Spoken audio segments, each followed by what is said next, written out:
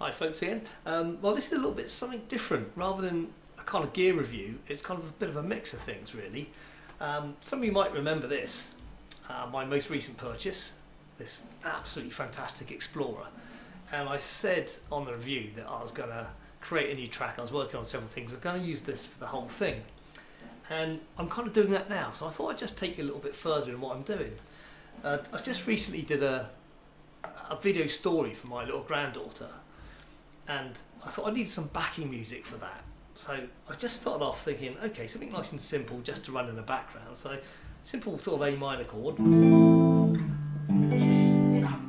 F, N, E. Yeah, that kind of works in the background. And I'm using what I call a Mel 9 pedal, which you may or may not be aware of, but it adds a real lot of ambience. You can use orchestra or other kind of instruments that your guitar can, you can play using your guitar. And so now those chords sound like this. And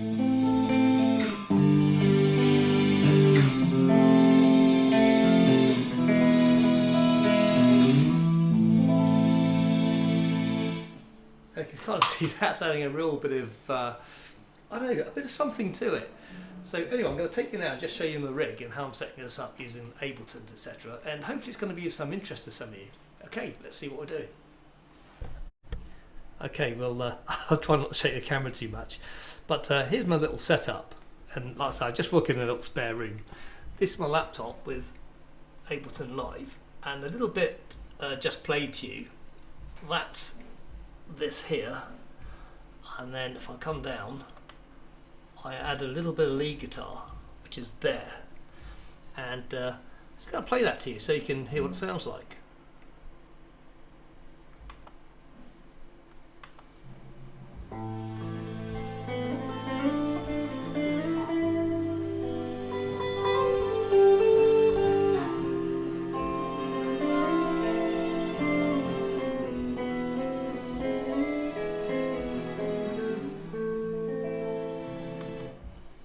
So you can see it's kind of starting to build, and being Billy No Mates, this is a great tool for learning. It's better to play with people obviously, but when you play on your own, I mean, which many of us do, it's good to have a little setup. Now this is kind of a lot of second-hand stuff in here as well. My interface is this, it's a Focusrite, it's a Scarlett Focusrite 2, and you can go direct with your guitar straight into it. And there's your gain there, or you can plug mics into it.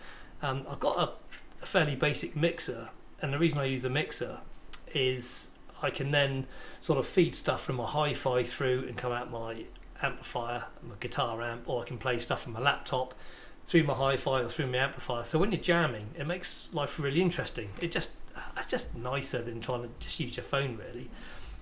This is the Mel 9 pedal, this thing here, and you can select orchestra that I had. You can also select several other instruments, and including sort of low choir or a high choir. And I really like that pedal. I use it a lot. It's really good.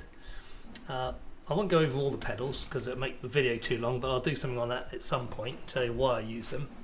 My other favourite pedals at the moment is this one down here, which is a Trio Plus, and I use this for jamming and recording tracks on. You can record whole tracks on it. It's basically a looper, but it does a bit more than that. And I also like this, which is my analog delay pedal. I've got a number of other ones on there, but we won't go into that now. So what I was doing just now, as you heard, was a few basic chords. Of course, then you want to play a bit of backing. So I played those chords into the Trio Plus, and then that works out what I'm playing, and it plays a bit of bass and drums to it. And then I played the chords over the top, and this is what that sounds like.